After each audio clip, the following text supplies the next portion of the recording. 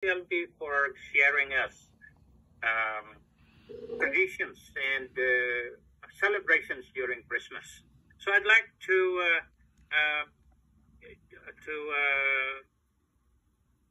share with you instead a brief storytelling of how we celebrated Christmas back in Nigeria.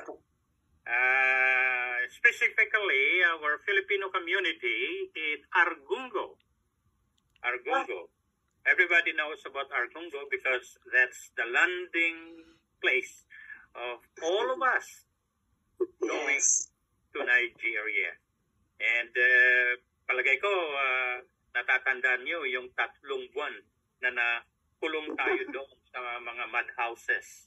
And well, some of us are lucky to be housed in the town of Sokoto, sa guest house bang tawag doon? Mud house. O sa mga flats.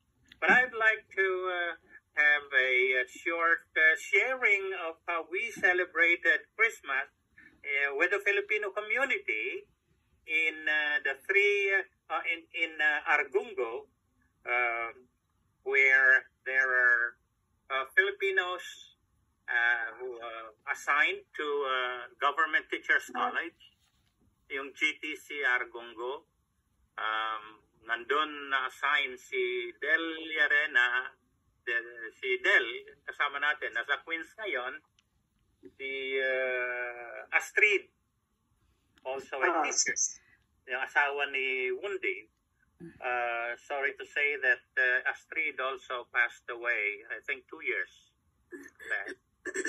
And si Telma, pare. Telma Monggubat. Telma, yes. Telma, nadatnan namin siya doon. And may kasama rin siya, si Elsie.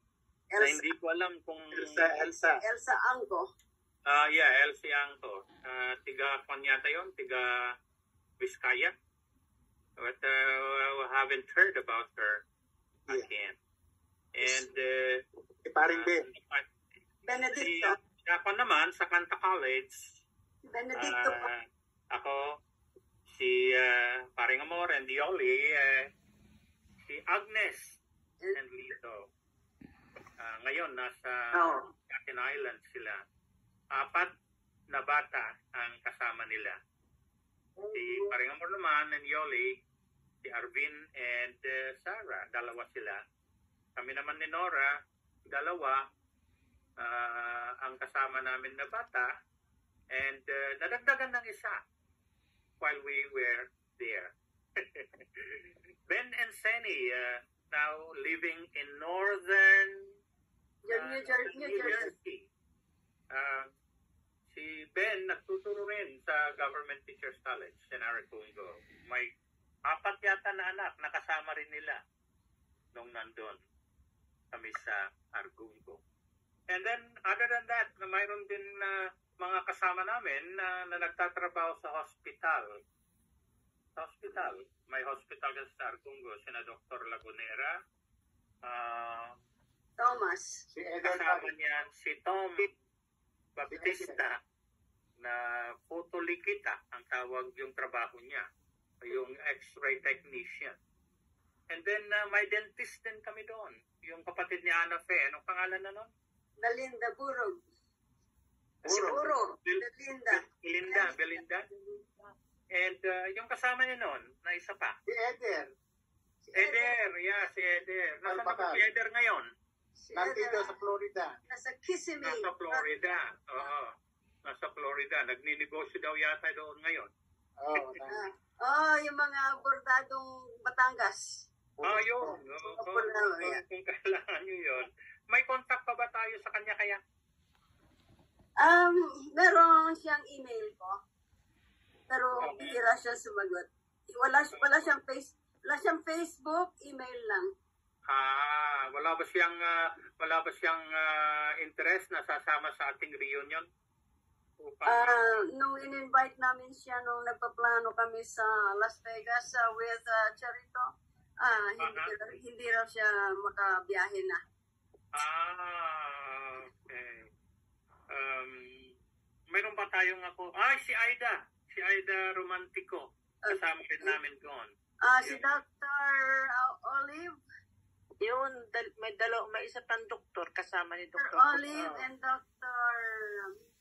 Olivia Rodrigo and... Yeah, si Dr. Olive pala. Pero hindi ba sa Nasa New York. Oo. Doon ba sa hospital natin noon? Yes, yata. Silang dalawa ni... Dr. Beran. Dr. Beran, yes. Tita. And then there's a pharmacist, Edna. Edna Camo. Edna. Yes, Edna. Nakapag-asawa yata dyan sa States, di ba? Si Edna. Yeah, nasa New Jersey sila. Pero wala punta. At kasama natin sa get together natin dito. Yun ang Filipino community namin doon sa Argungo noon. Medyo malaki-laki rin. Pero there are others who are joining us pag nagse-celebrate kami, yung mga tiga-Burning KB. At saka taga-Kanggiwa. And then Kanggiwa, yung mga Kanggiwa, lumalabas sila, pumupunta sila doon pag nagse-celebrate. I still remember si Kuya Jess Torres and Matilde. Apelyido ni Jess. Oo. Nandyan din namit ko minsan, nasa Jersey dati si Matilde.